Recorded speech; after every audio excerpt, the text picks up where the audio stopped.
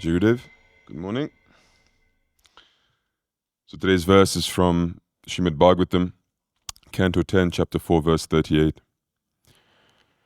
Yatamayo nge samupekshito nribhi na shakyate rudaspadascha chikitchitum yatendriya grama upekshitastata ripur mahan badabalo nachalyate.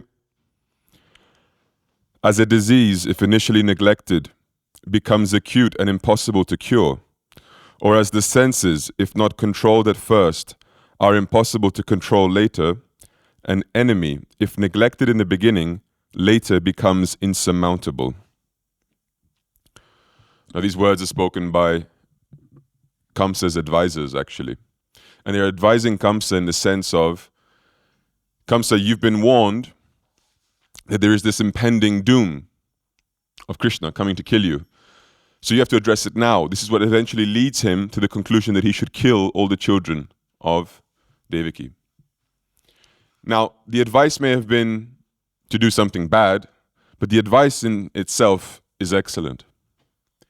The insight is very true.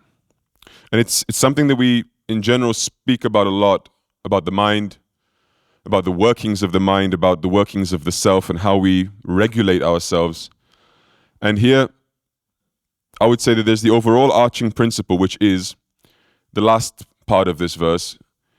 If there is an enemy that you don't overcome initially, immediately, eventually that enemy will gain so much strength that he will become insurmountable. You cannot overcome him anymore.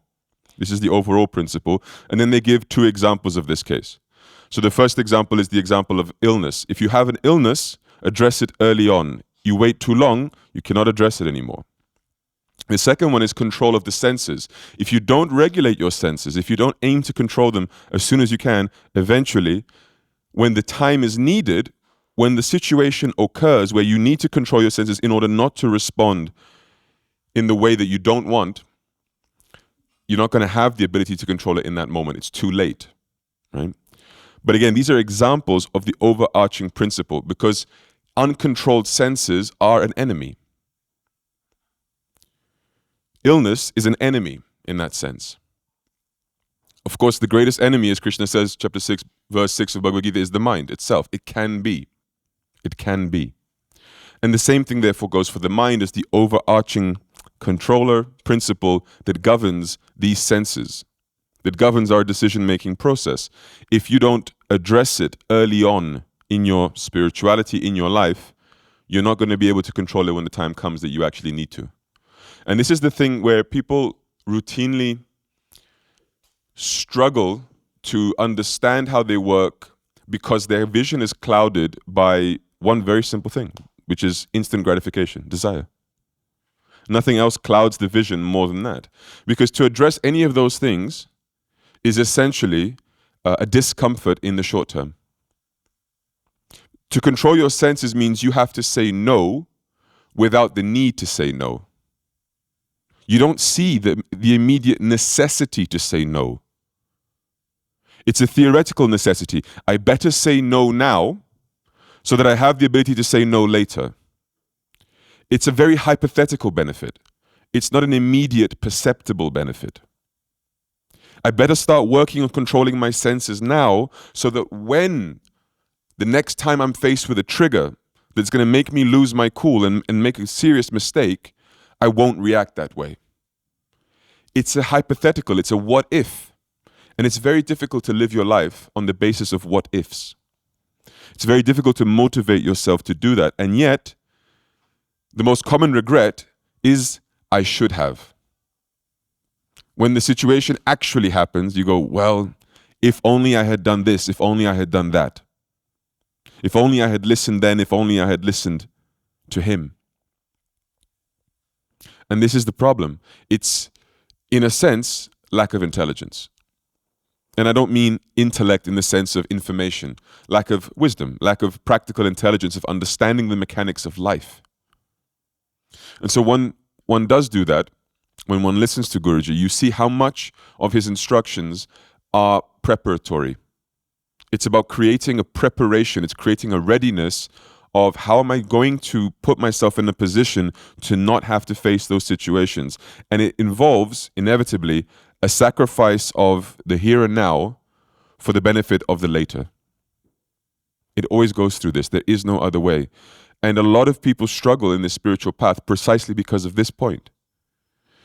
I would say 99% of the struggles we have, or the problems that are acute problems, are because in some sense or another we're not comfortable with the sacrifices and the regulative principles that we have to act out and live out now for the promised future that Guruji has given to us, that the Bhagavad Gita gives to us.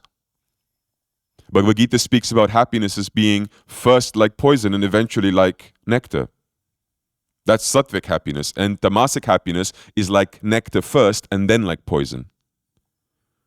It's perfectly mapped out, and yet the problem with it is that one thing is to face it in theory, another thing is to actually live it out practically. And the examples that are given by the Kamsa's ministers are very accurate. I already spoke a little bit about the senses now. The one about illness. You see, illness, if I look at it now not as a physical illness, but a vice or a mental, again, illness is the wrong word here, but let's say something like, let's paint this analogy as we've done many times before. You're trying to grow a garden of roses. You want the roses, you want to offer them to the deity in the temple. And as you start to water it, you water it indiscriminately. And you don't realize that alongside the roses, there are also weeds and vines.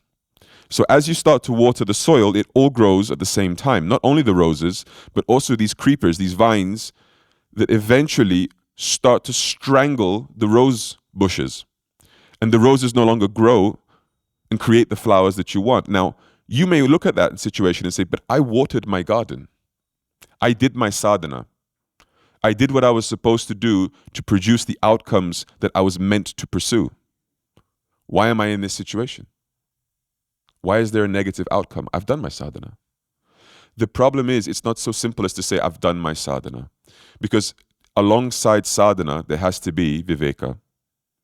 You have to have discrimination to understand how to do it intelligently, how to do it in a way that feeds the best of you and counteracts the worst of you. That's not done by just sitting down and I do sadhana. It doesn't work that way. If that were the case, take the sadhana of japa. You could just pick up your japa mala and do it no matter what you're doing. Is there some benefit to it? Yes. But is anyone going to argue to me that if you sit and watch a movie, let's say it's a horror movie, and you're doing your japa, that it's just as good as actually sitting in front of your deity in your altar and doing your japa? Technically, it's sadhana. But it's unintelligent versus intelligent. It's relevant versus irrelevant in a sense, because one creates a context for your spiritual growth. The other one creates something weird. It's a weird combination of principles. Mind is in one place, but sadhana is supposed to direct that mind to another place. It's incoherent, right?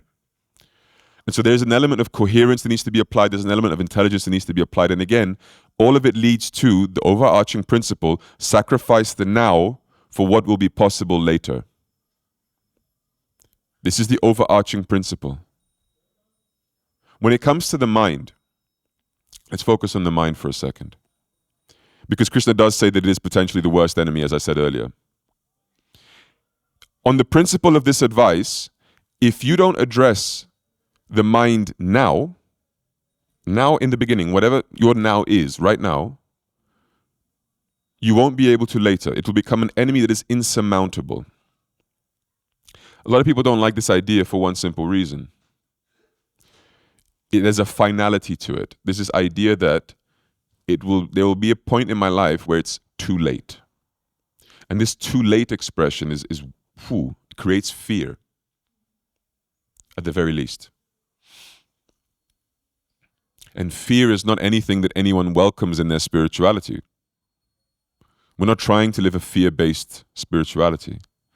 And so we always talk about, this kind of spirituality that we live, any spirituality that includes reincarnation, there's no need for fear. There's no need for pressure. Well, that's not true. there is less need for pressure, there is less need for fear, because you have a backup system. If you don't live your life well, you'll be born again. Oh well. You get another chance. That doesn't mean you'll be born again well. It doesn't mean you'll be put into a good situation. It doesn't mean you'll get the same circumstances and the same opportunities. None of that is true. None of that is guaranteed. In fact, you're almost guaranteed the opposite.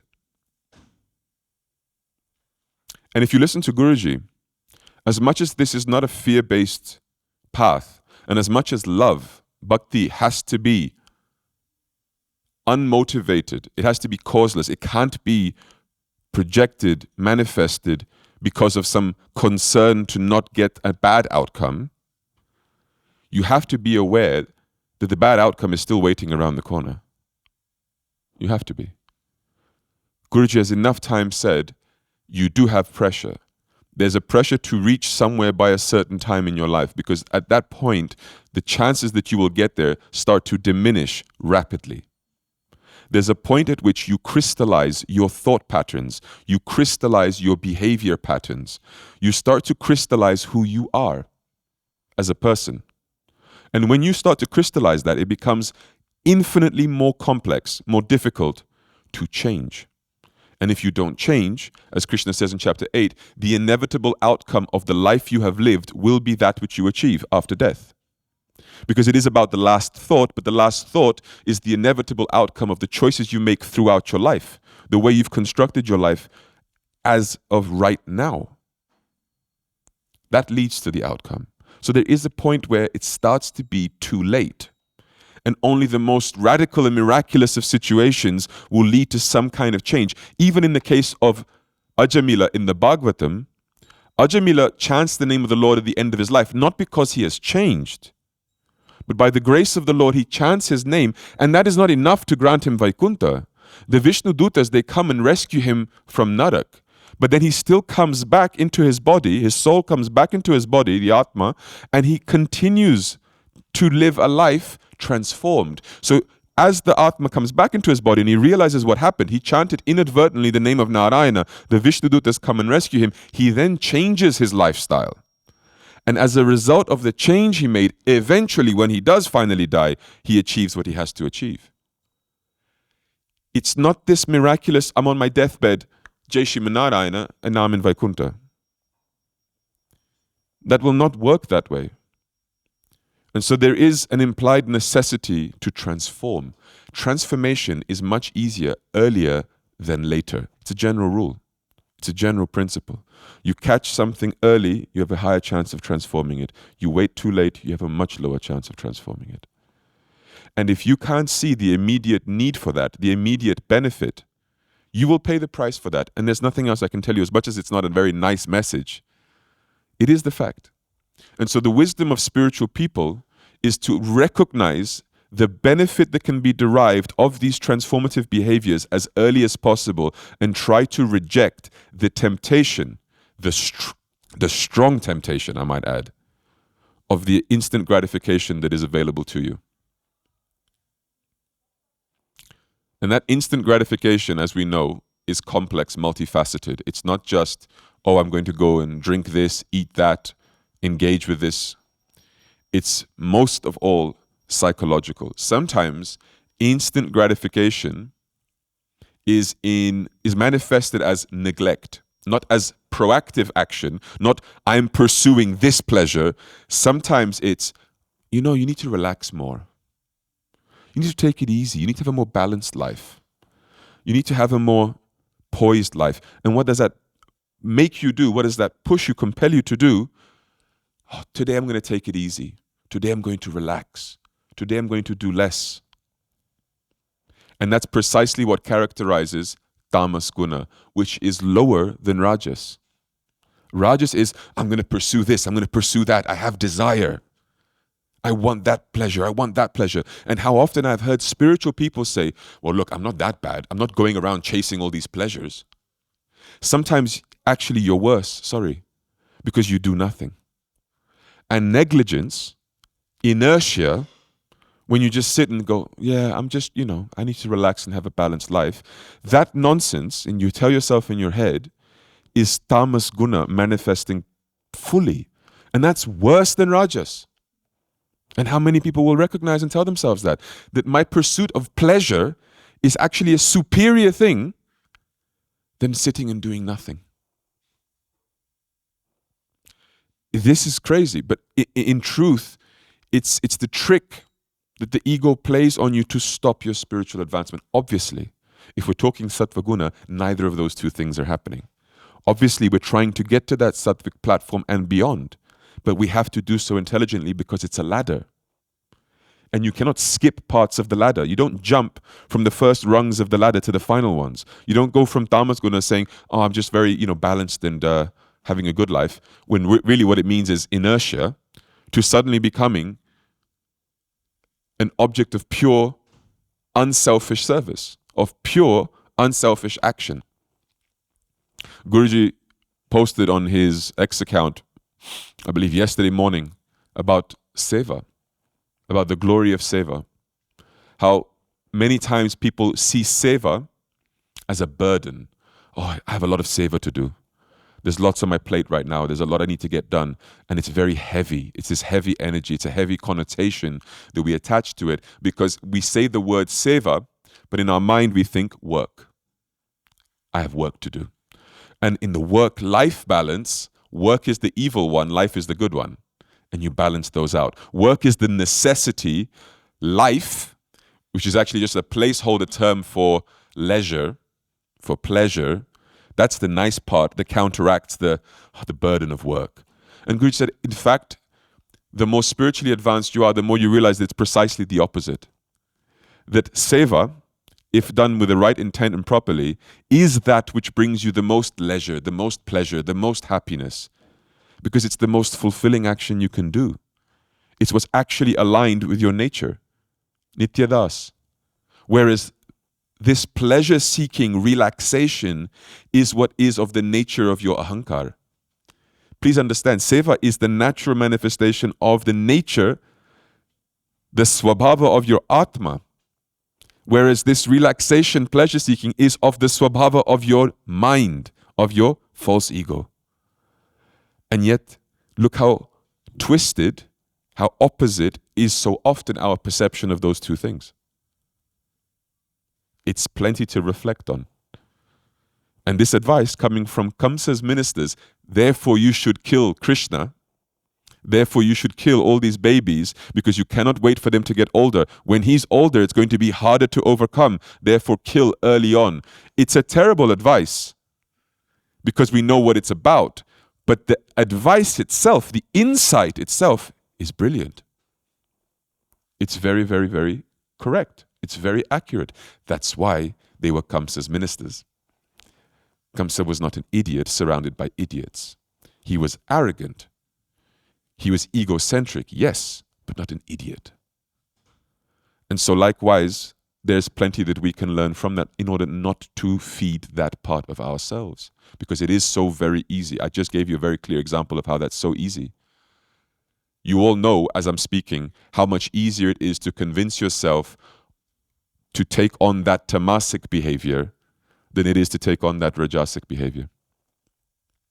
Just see how simple that is, and you already see how dangerous this whole exercise is, how this whole situation is. How simple it is in your mind for you to tell yourself that sentence, today I need to relax. Whether that's true or not. And how much easier it is to say that sentence to say, today I need to, grab a car, go out there and find the nearest club and go for a, dance and a frolic, right? That sentence you won't say. You say, no, that's going too far. Come on now. But taking it easy today, no, this is reasonable, right? And yet, as I just pointed out, on the ladder of behaviors, that's actually lower. I'll caveat that because I know I'm going to get messages afterwards if I don't. If you're actually at your limit, rest is fine. It's just that 99 times out of 100, when your mind tells you to do it, it's not because you're actually at your limit. It's because you're at the limit of what's comfortable. And those are two different things. The limit of what's comfortable and the limit of my actual being. Right? If you start to reach the limits of your actual being, I can understand rest. I will take it just as much as anybody else. But if it's just the limits of your comfort zone, I would encourage you to reassess the situation. Jai Gurudev.